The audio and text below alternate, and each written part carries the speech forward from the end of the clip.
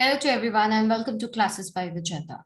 And our today's topic is website, make or outsource. Whenever we are dealing with a problem, with a choice of making or outsourcing our website, what are the things one should consider while making this decision? This is one of the topic in e-commerce, Unit 2 in Raju University, where we need to know what are the points one has to consider before making an website in-house or outsourcing the entire website or part of it of any of the e-commerce website. These things will be considered for making any common website and even in the case of e-commerce website. So let's see what are the things that influence this decision. So the key consideration one has to make while making any of the decision pertaining to खरीदना है website, किसी को outsource करके देना है, किसी और agency को देना है वेबसाइट बनाने के लिए, या इन हाउस हम खुद बना सकते हैं, उसके लिए क्या क्या चीजें हैं, जो क्या कंसिडरेशंस होने चाहिए।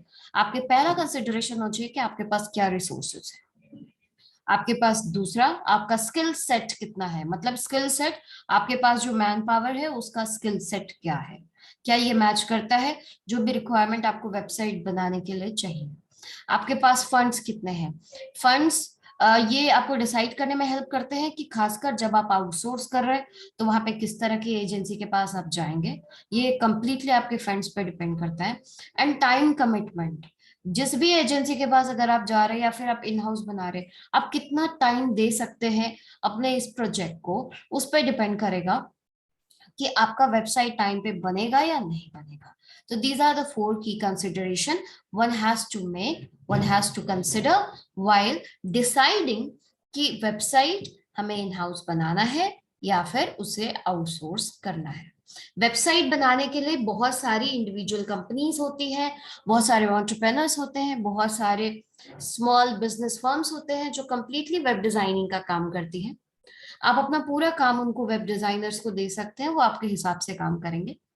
दूसरा, आप खुद भी अपने पास एक वेब डिजाइनिंग टीम अपने कंपनी में रख सकते हैं जो कि आपके लिए इंटरनली वेब डिजाइन कर सकती है आपके ई कॉमर्स पोर्टल के लिए। तो जब भी आप इस तरह का कोई डिसीजन लेने वाले हैं कि आप इंटरनल रिसोर्सेस का इस्तेमाल करके आप ये वेबसाइट खुद अपने ऑर्गेनाइजेशन में बनाएंगे, तो कुछ स्टेप्स हैं या फिर कुछ सवाल हैं जो आपको पूछने चाहिए।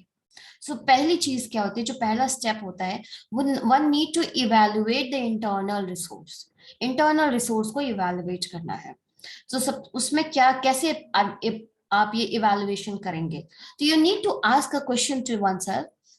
पहला चीज, do you have a marketing leader with heavy digital expertise, क्या आपके पास वैसा मार्केटिंग लीडर है who can guide the digital strategy ranging from defining target audience, specific need of defining the key success metrics from web analytics perspectives, and company के revenue growth को कैसे वो translate कर पाएगा विजिटर और lead targeting से, मतलब किस वेबसाइट पे कितने लोग एक दिन में कितना विजिट हो रहा है, कितने विजिटर्स आ रहे हैं आपके वेबसाइट पे, सीपीएम कितनी हो रही है, या फिर कंप्लीट आपका जो वेब एनालिटिक्स है वो उसको यूज करके उसको अंडरस्टैंड करके क्या आपके टारगेट ऑडियंस के हिसाब से आपका मार्केटिंग मैनेजर डिजिटल एक्सपर्टीज रखता है कि उस तरह की डिजिटल स्ट्रैटेजीज को डिफाइन कर सके।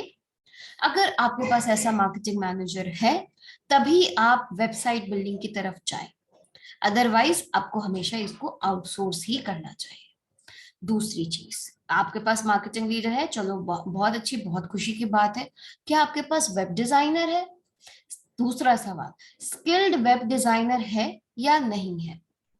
ठीक है, मार्केटिंग मैनेजर वेब एनालिटिक्स समझ सकता है, डिजिटल स्ट्रैटेजी बना सकता है, टारगेट ऑडियंस डिफाइन कर सकता है, वेब मैट्रिक्स के ऊपर काम कर सकता है, लेकिन वेब का जो फ्लो रहेगा, वेब डिजाइन जो रहेगी, उसकी यूएक्स, उसका यूआई, ये कंप्लीटली एक स्किल्ड वेब डिजाइनर ही कर सकता है। आपके कंज्यूमर को किस तरह का एक्सपीरियंस मिलेगा, किस तरह का इंटरफेस मिलेगा, ये आपका वेब डिजाइनर ही डिजाइन करेगा, या फिर आपके मार्केटिंग आइडियाज को वो ट्रांसलेट कर पाएगा इन फॉर्म ऑफ कोड्स, जिससे कि आपका ये वेबसाइट चलेगा, ये वेबसाइट दिखेगा। ठीक है, तो क्या आपके पास एक स्किल्ड वेब डिजाइनर है, वो understand the web design, then the art work, art work से ज्यादा इंपॉर्टेंट है आपका वेब डिजाइन, वेब फ्लो। ठीक है, आप जो भी आप काम करना चाहते हैं अपने वेबसाइट के थ्रू, अगर वो उसके हिसाब से रिस्पॉन्सिव वेबसाइट नहीं रहा तो you will fail in your venture. और इससे क्या होगा कि आप जो बिजनेस करने वाले हैं उसमें आपको बहुत नुकसान झेलना पड़ सकता है।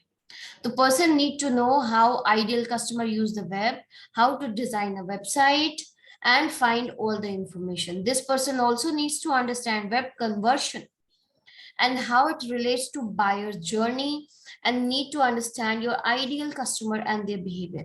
आज के टाइम में जब हम वेब 3 का इस्तेमाल करते हैं, जहां पे हम कंज्यूमर के बिहेवियर को अंडरस्टैंड करके उसके लिए पूरे उसके बिहेवियर जर्नी को अंडरस्टैंड करते हैं और उसके हिसाब से अपने वेब डिजाइन का फ्लो रेडी करते हैं, वहां पे सिंपल एक वेब डिजाइनर होने से काम नहीं चलेगा कि आपको कोडिंग आती है आपने वेब डिजाइन कर दिया।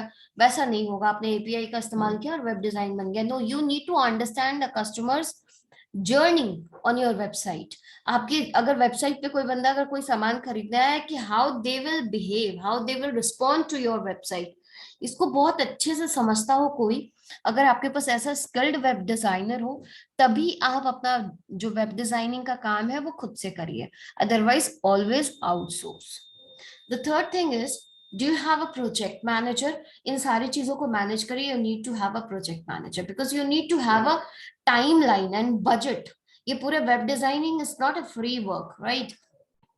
तो इस टाइमलाइन को, उस बजट को मीट करने के लिए, जैसे वेब होस्टिंग करनी है, सर्वर बाय करना है, या फिर क्लाउड बाय करना है, या फिर आप अपने जो भी डिजाइनर्स उनको पे करना है, तो सब में कहीं ना कहीं वेब आपका पूरा कॉस्ट जाता है।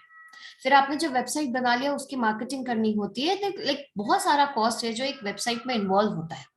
तो आपके प्रोजेक्ट मैनेजर में क्या वो काबिलियत है कि इस टाइमलाइन को और इस बजट को इफिशिएंटली इफेक्टिवली मैनेज कर सके? क्या वो एक स्किल्ड कम्युनिकेटर है that is willing to be a customer's advocate and willing to skilfully push back the decision maker into whenever appropriate into the business? तो क्या इस तरह की क्वालिटीज आपके प्रोजेक्ट मैनेजर में है? अगर है, then you can go for an web designing. आप इंटरनल कर सकते हैं, वेबसाइट बना सकते हैं, otherwise you need to outsource your business. Fourth thing is, अगर आज के टाइम में अगर हम वेब 3 की बात कर रहे हैं, तो हमारा वेबसाइट बहुत ही रिस्पॉन्सिव होता है, बहुत सारा मार्केटिंग मटेरियल होता है जो वेबसाइट के ऊपर होता है, आपके किसी भी ऐप के ऊपर में होता है। तो आपको बहुत सारा आर्ट वर्क रिलेटेड लोग भी चाहिए, मतलब वीडियोग्राफर चाहिए, ग्राफिक डिजाइनर चाहिए, ठीक है, ऐसे चाहिए जो वीएफएक्स वगैरह इस तरह के इफेक्ट्स पे काम कर सके, कंप्लीट ग्राफिक पैकेज जिसको बहुत अच्छे से आता है, जो वीडियो एडिटिंग वगैरह काफी अच्छे से कर सके। तो वैसे वीडियोग्राफर्स अगर आपके पास हैं तो आपका काम काफी आसान हो जाता है। तो do you have a videographer for that, for filming and editing any of the web video that has to be embedded into company's website? If you have it, that will be a added advantage. उसी तरह से अगर आपका website बहुत large और बहुत सारी functionalities है उसमें, तो वहां पे आपको क्वालिटी एश्योरेंस टेस्टर्स की जरूरत पड़ेगी, जो कि रेगुलरली इटरेशन पे आपके वेबसाइट को चेक करते रहें और इवैल्यूएट करते रहें। तो ये अगर ये सारी चीजें अगर आपके पास है, अगर आपकी जो टीम है ये इसके लिए आपको प्रिपेयर्ड लगती है, then you can go for making the website. Otherwise इसमें से कोई भी पार्ट अगर आपको लगता है कि मिसिंग है आपके पास, then you can outsource your website. Outsourcing में भी ऐसा नहीं होता कि आप कंप्लीट वेबसाइट किसी को आउटसोर्स कर सकते, यू कैन आउटसोर्स पार्ट्स। जैसे मान लीजिए कि ऐसा हो सकता है कि आपके पास सारा कुछ है लेकिन आपके पास हो सकता है वीडियोग्राफर ना हो, ऐसा हो सकता है कि आपके पास क्वालिटी एश्योरेंस टेस्टर्स ना हो। तो वैसे केसेस में आप कुछ पार्ट आप उसको आउटसोर्स भी कर सकते हैं। ऐसा हो सकता है कि आपके पास बाकी सारे लोग हैं लेकिन आपके पास वो कोडिंग लिखने के लिए आपके पास वेब डिजाइनर ना हो, तो आप कुछ पार्ट भी आउटसोर्स कर सकते हैं, कंप्लीट वेबसाइट भी आउटसोर्स कर सकते हैं, या फिर आउटसोर्सिंग भी आप मल्टीपल एजेंसीज को भी कर सकते हैं। और जब भी आप आउटसोर्सिंग कर रहे हो या फिर आप खुद भी वेबसाइट बना रहे हो, दोनों केस में आपको टाइम कमिटमेंट का बहुत ध्यान रखना है। तो analyse the past project to understand if your staff has a track record of delivering projects on time and within budget. आपका जो भी स्टाफ है, जो आपका प्रोजेक्ट मैनेजर है, मार्केटिंग मैनेजर है, आपका डेवलपर है, कोई भी है, क्या वो टाइम पे अपने सारे प्रोजेक्ट्स को पूरा कर पाता है? अगर वो कर पाता है तभी आप उसको इंटरनली बनवाए, अदरवाइज आप बाहर की कंपनी को ही हायर कर सके, जिसको आप 2-4 फिर मतलब उनको पैसे की धमकी दे सकते हैं कि भाई तुम्हारा पेमेंट नहीं करेंगे, या फिर जो भी आप उनका उनसे काम थोड़ा टाइम पे करवा सकते हैं। इंटरनल स्टाफ में मैनेज करना थोड़ा डिफिकल्ट हो सकता है। So evaluate your time commitment and when you are deciding all these things, तो आपको एक क्वाड्रेंट है जो कि आपको हेल्प करेगा। जब आप कंप्लीटली होस्टिंग और जो डिजाइनिंग दोनों इन हाउस कर रहे हैं, तो वहां पे बिल्ड और होस्ट दोनों इन हाउस होगा। अगर आप आउटसोर्स कर रहे हैं, मिक्स रिस्पॉन्सिबिलिटी दे रहे हैं, होस्टिंग अपने यहाँ पे कर रहे हैं और बिल्ड करवा रहे हैं किसी और से, तो that will be a mix responsibility. Mix responsibility आपकी आउटसोर्सिंग जब आप बिल्ड कर रहे हैं खुद और होस्ट कर रहे हैं आउटसाइड से, तब भी आप कर सकते हैं। जब वेबसाइट में दो चीजें होती हैं, वेबसाइट को आप बिल्ड करते हैं और दूसरा आप होस्ट करते हैं, ठीक है, बिल्डिंग एंड होस्टिंग दोनों चीजें एक साथ में होती हैं। आप सिर्फ अपनी दुकान को बना करके सजा के नहीं रख सकते, you need to show the world, whenever you show it to the world, that is called hosting. so you need to show your website, you need to make it available for others to exchange data from your website, to take information from your website, उसके लिए hosting करनी जरूरी होती है।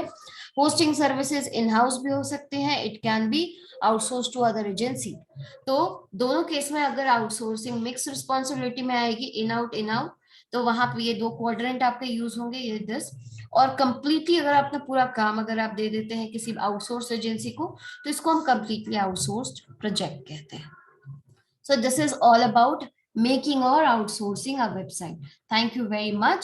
Thanks for listening to me. And if you have any query, any question related to this topic, you can always post thing in the comment box, or you can write to me at vijayata.rwc@gmail.com. Sorry. And do subscribe to my channel if you like the content. Thank you so much.